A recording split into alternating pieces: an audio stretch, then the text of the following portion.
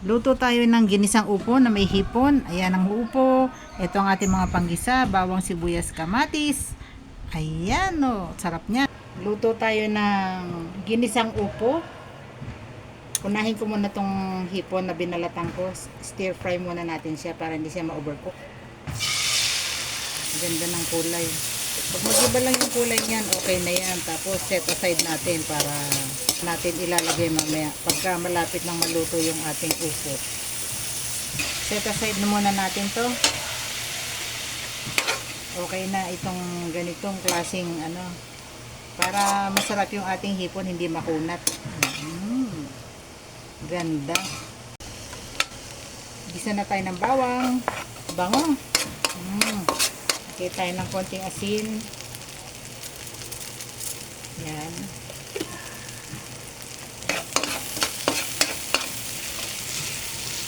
Sa mantika, lagay natin ng sibuyas. Halu-haluin.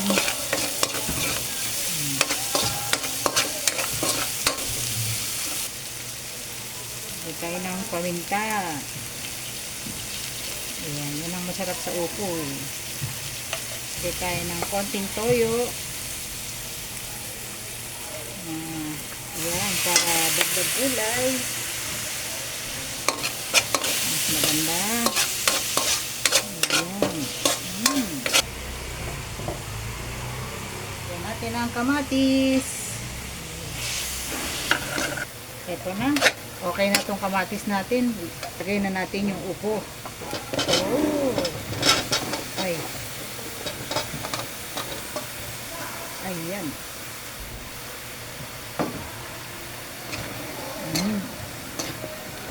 Haluin natin maigi. Aantayin kong mag tubig yung upo bago ko sila lagyan ng sabaw para masarap. Tatakpan ko para lumabas yung tubig ng upo para masarap yan bago tayo maglagay ng tubig na sabaw niya. Balikan natin yan. Ayan, dumadami na yung kanya. Oh, lumabas na ng gusto yung tubig, yung sabaw ng ano, ng upo. Yan, yan ang maganda diyan, oh. Wala pa tayong nilalagay na tubig pero lumalabas na yung sarili niyang sabaw, oh. 'Di ba? Sarap niya. Oy. Yan ang masarap.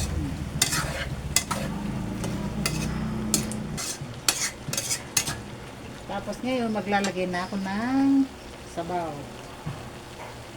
Saka ko pa lang siya daragdagan ng sabaw. Ayan. Para malasang malasa yan. Masarap.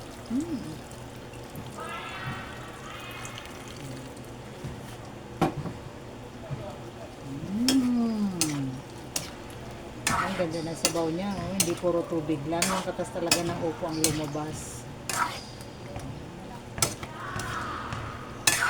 Kaya na lang natin itong maluto. Tapos titimplahan natin. Lalagay natin yung hipon na in-stir fry natin. Then okay na yan.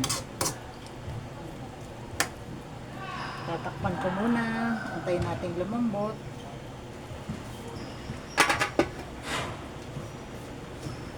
Kung okay na ba siya? Ganda na. Lagyan na natin ang hipon. Ating magandang hipon. O, diba? Ganda. Ayan, o. Sarap na naman ito. Ito na yung ating upo. Tikman na natin.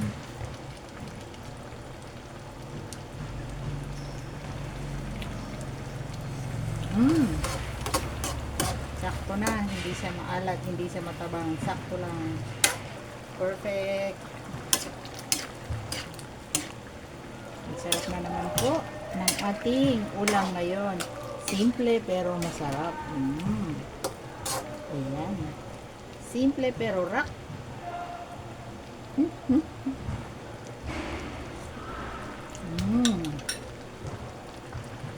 Vlog. Thank you for watching. Bye.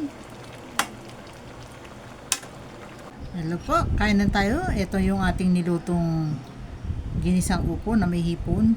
Tikman natin yung sabaw. Hmm? Uy, wow, sarap. Kuha po tayo ng upo. Ang sarap po. Kain po tayo. Halika po. Sabayan niyo ko. Ang masarap yan, yung sabaw-sabaw eh. Oh. Upunin natin yung hipon, yung upo.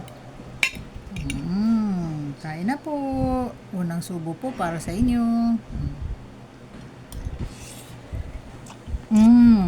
Ay, ang sarap. Okay.